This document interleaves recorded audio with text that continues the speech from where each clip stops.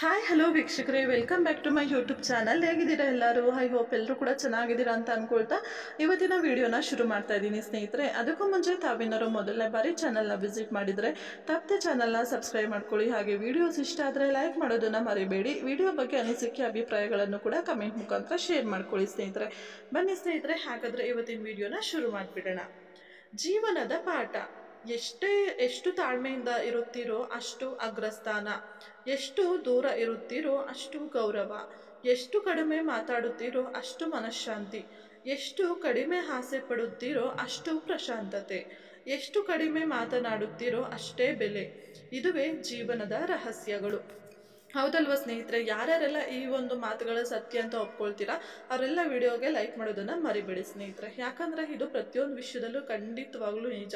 ಹೌದು, ಇವಾಗ ಫಸ್ಟ್ ಹೇಳಿದೆ ನೋಡ್ಬೋದು, ಎಷ್ಟು ತಾಳ್ಮೆಯಿಂದ ಇರ್ತೀರೋ ಅಷ್ಟು ಅಗ್ರಸ್ಥಾನ ಅಂತ. ಹೌದು ಸ್ನೇಹಿತರೆ, ನಾವು ತಾಳ್ಮೆಯಿಂದ ಎಷ್ಟು ಚೆನ್ನಾಗಿ ವೆಯ್ಟ್ ಮಾಡಿಕೊಂಡು ಕೆಲವೊಂದು ವಿಚಾರಗಳನ್ನ ಮುಂದೆ ತಗೊಂಡು ಹೋಗ್ತೀವಿ ಅಲ್ವಾ, ಅಷ್ಟು ಆ ಒಂದು ವಿಚಾರಗಳಲ್ಲಿ ನಾವು ಮೇಲುಗೈನ ಸಾಧಿಸೋದು ಖಂಡಿತವಾಗ್ಲೂ ತಪ್ಪಲ್ಲ. ಹಾಗೆಯೇ ನಾವು ಎಷ್ಟು ದೂರ ಇರ್ತೀವೋ ಅಷ್ಟೇ ಗೌರವ. ಈಗ ಯಾವುದೇ ಒಂದು ವ್ಯಕ್ತಿ, ಯಾವುದೇ ಒಂದು ಸಂಬಂಧಗಳೇ ಆಗ್ಬೋದು, ನೀವು ಅವ್ರು ನಿಮ್ಗೆ ಇಷ್ಟ ಅಂತ ಹೇಳಿ ಪದೇ ಪದೇ ಅವ್ರ ಹತ್ರ ಹೋದಾಗ ನಿಮ್ಗಲ್ಲಿ ಖಂಡಿತವಾಗ್ಲೂ ಬೆಲೆ ಸಿಗೋದಿಲ್ಲ. ಅದು ಎಷ್ಟು ದೂರ ಇದ್ದು ಅಪರೂಪಕ್ಕೆ ಹೋಗಿ ಬರ್ತೀರಾ, ಅಪರೂಪಕ್ಕೆ ಮೀಟ್ ಆಗ್ತೀರಾ ನೋಡಿ, ಅವಾಗ ಸಿಗೋ ಪ್ರೀತಿನೇ ಬೇರೆ. ಆದರೆ ನೀವು ಡೈಲಿ ಹೋಗ್ತಾ ಇದ್ದು ಪ್ರತಿನಿತ್ಯ ಅವ್ರ ಕಾಲು ಕೆಳಗೆ ಇರಬೇಕು ಅಥವಾ ಅವ್ರ ಜೊತೆಲೇ ಇರಬೇಕು ಅಂತ ಬಯಸುವಾಗ ಅವ್ರ ಕಡೆಯಿಂದ ಸಿಗುವಂತಹ ರೆಸ್ಪಾನ್ಸೇ ಬೇರೆ ಇರುತ್ತೆ ಸ್ನೇಹಿತರೆ. ಹಾಗಾಗಿ ಹೇಳ್ತಾ ಇದ್ದೀನಿ. ಹಾಗೆಯೇ ಎಷ್ಟು ಕಡಿಮೆ ಪ್ರೀತಿ ಮಾಡ್ತೀರೋ ಅಷ್ಟು ಮನಃಶಾಂತಿ. ಹೌದಲ್ವಾ? ನಾವು ಯಾರನ್ನಾದ್ರೂ ಅತಿಯಾಗಿ ಹಚ್ಕೊಳ್ಳೋದು, ಅತಿಯಾಗಿ ಇಷ್ಟಪಡೋದು ಪಟ್ಟಾಗ ಅವ್ರು ನಮಗೆ ಸ್ವಲ್ಪ ಏನಾದರೂ ಬೇಜಾರು ಮಾಡಿದರೂ ಕೂಡ ನಾವು ಮೆಂಟಲಿ ತುಂಬಾ ಡಿಸ್ಟರ್ಬ್ ಆಗಿಬಿಡ್ತೀವಿ. ಹಾಗಾಗಿ ಯಾರನ್ನೂ ಅತಿಯಾಗಿ ಹೆಚ್ಕೊಳ್ದೆ ನನಗೆ ನಾನು ಮಾತ್ರ ಅಂತ ಇದ್ದರೆ ತುಂಬಾ ಒಳ್ಳೆಯದು ಸ್ನೇಹಿತರೆ ಅಲ್ವಾ? ಹಾಗೆಯೇ ಮೇಯ್ನಾಗಿ ನಮ್ಮ ಮಾತು ಸ್ನೇಹಿತರೆ. ಹೌದು, ನಾವು ಎಷ್ಟು ಕಡಿಮೆ ಮಾತಾಡ್ತೀವಿ ನೋಡಿ ಅಷ್ಟೇ ನಮಗೆ ಮನಃಶಾಂತಿ ಅನ್ನೋದು ಇರುತ್ತೆ. ಹಾಗೆ ನಮಗೆ ಒಂದು ಬೆಲೆ ಕೂಡ. ನೀವು ಯಾವಾಗಲೂ ಮಾತಾಡ್ತಾನೆ ಇದ್ದರೆ ಆ ಜನಗಳ ಮೈಂಡಲ್ಲಿ ಹೇಗೆ ಫಿಕ್ಸ್ ಆಗಿಬಿಡ್ತೀರಂದರೆ, ಅಯ್ಯೋ ಅವರ ಬಿಡು ಮಾತಾಡಿದ್ದೇ ಆಡ್ತಾರೆ, ಮಾತಾಡ್ಕೊಳ್ಳಿ ನನಗೇನಂತೆ ಅನ್ನೋ ರೀತಿಯಾಗಿ ನಿಮ್ಮ ಮಾತನ್ನು ತೆಗೆದಾಕ್ತಾರೆ. ಹಾಗೆ ನಿಮ್ಮನ್ನು ನೆಗ್ಲೆಕ್ಟ್ ಮಾಡಲಿಕ್ಕೆ ಶುರು ಮಾಡ್ತಾರೆ ಸ್ನೇಹಿತರೆ.